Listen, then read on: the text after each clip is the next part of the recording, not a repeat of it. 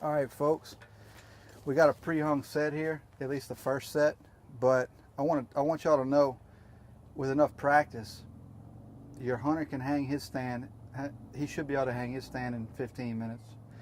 And you should be able to come right on top of him and hang your set. You need to practice this, because when you get good, you should be able to do it in 15 or 20 minutes in the dark and be ready to film everything. It's really important that your hunter is comfortable. Don't force him to face a certain direction just because you need to face the deer. He needs to be comfortable to make the shot. You need to accommodate him and get however you need to get.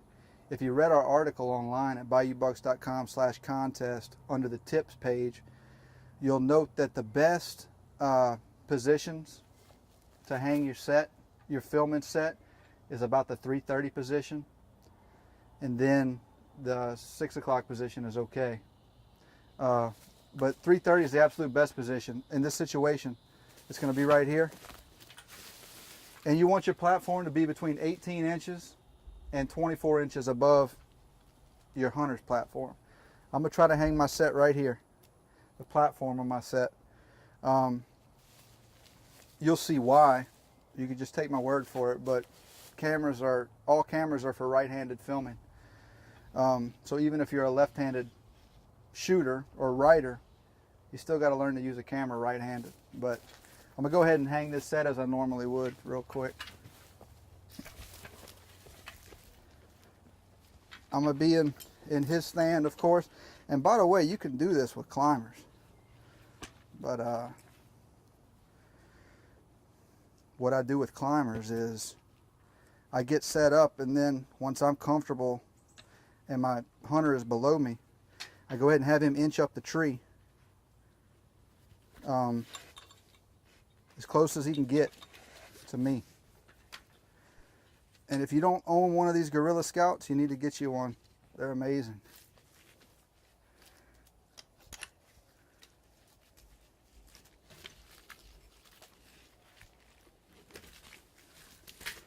Of course, I'd try to be a little bit quieter. In a real situation, I'd be taking my time a little bit more. But look, a little quick tip. I don't know if you ever seen that old video I made to get these lock-ons real tight to the tree. Fold it up, cinch it tight, then shove it down. It's gonna bite into that tree. And if you want to get it a little tighter, push it down again. Maybe that's pretty good right there, about 2 foot above. You'll see I'm right at the 3 o'clock position. I'm 90 degrees from my hunter on this crooked tree that TD1 picked out. All right, I need the, ordinarily I'm gonna keep all this stuff in a backpack. I'm gonna go up the tree with a stand on my back, and I'm gonna have my tether. They make a product called the Hunting Hoist. That thing's incredible. It's got a retractable cord, and as you climb, it retracts inside with a spring tension, kind of like a pull start. Anyway, I'm gonna have my tether tied to my hunting bag with all this stuff in it at the base of the tree, so I only have to come up once. And I hoist my camera bag up with all my stuff in it, and I take this out, and then I'm gonna set this up. And by the way, this is my first time setting up this camera arm.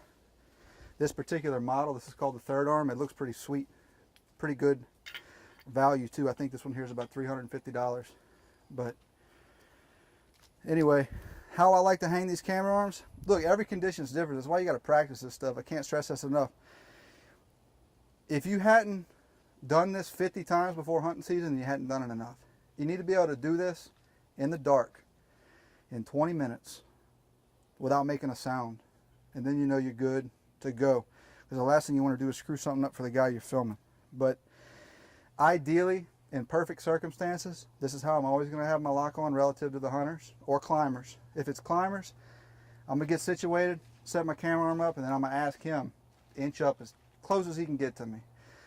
You want your camera eye level with your hunter when he's standing on the platform. So technically I'm about 8 to 12 inches too high right now.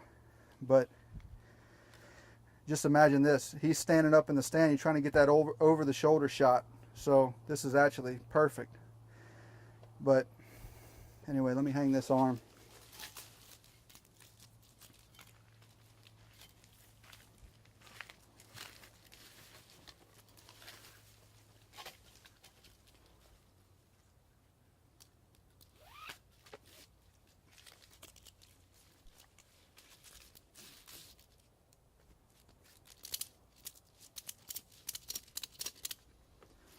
And this camera arm, it's got a self-leveling feature. You just got to get it close on the tree and it self-levels. This is actually, I'm probably going to raise it, bring it down just a little bit.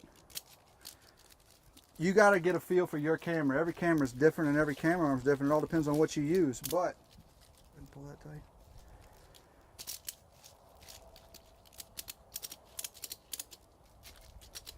Here's the situation. You got to know when you put your elbow arm into this slot, your tripod head sitting on top and your camera sitting on top of that, you need to be comfortable filming. It needs to be about right here. And I'm just guessing, but I think that this is going to be pretty close once we get it all together.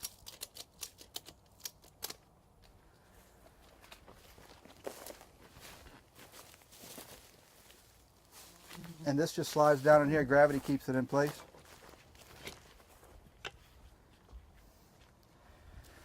And this is it right here. This is a perfect setup. The perfect shot.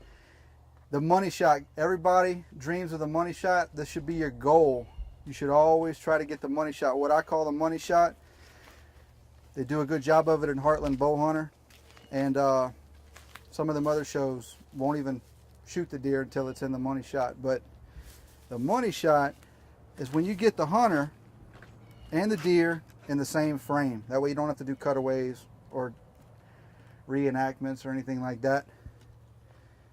Ideally, you're going to set up for the money shot to where you need to define your zones. Just like when you set up to bow hunt, you identify every shooting lane you have and you either range or estimate the yardage and you know where you can shoot that deer. Well, you need to know all of your filming lanes, but not only do you need to know your filming lanes, but you need to know your hunter's filming lanes, because your two lines of sight are totally different, and it's pretty substantial, even though we're only 3 feet apart. Totally different shooting lanes when it comes down to flinging an arrow out 30 yards. So you got to understand where he can see and where you can see. And I know the money shot is probably to his 11 o'clock.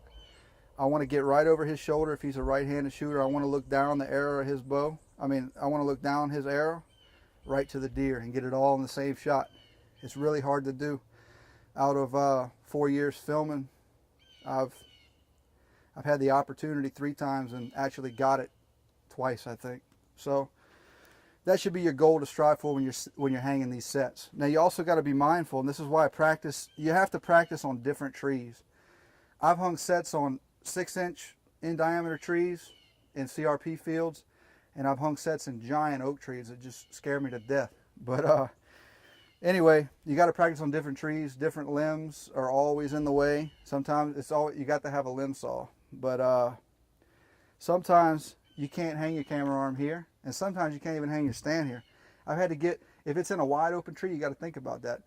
Imagine how goofy you'll look with your hunter in a wide open tree like this, especially when you're trying to film. I've had to, when it started breaking daylight, I realized, okay, this is not going to work. They're going to bust us if I'm trying to film a deer.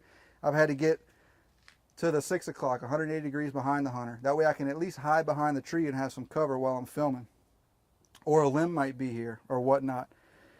Occasionally I've had to get on this side and it's almost impossible to film because most of the time you're dealing with a right-handed shooter, you're dealing with a right-handed camera, and it's really hard to film back over your backside.